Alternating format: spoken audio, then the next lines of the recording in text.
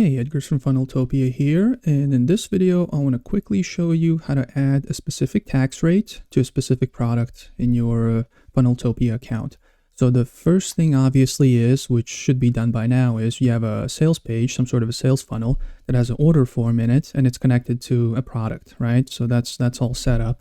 So and now to add a specific tax rate to this product, what you want to do is you want to find the product, which would be you would go to payments, then you go to products, and then you have the products listed. So let's pick the product, and let's say in this case it's like a 13% HST as an example, right?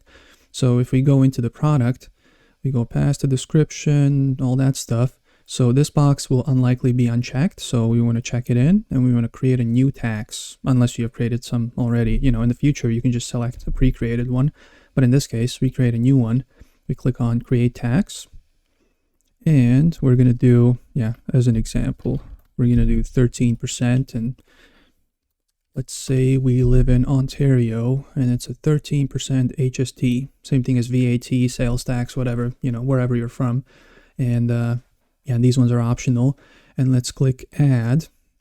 So now that we have created it, as you can see it listed here, we can go back to products over here on the left side, click on the product again. Now let's scroll down, and you should have a tax rate to pick from, right? And don't forget to save. Let's click save.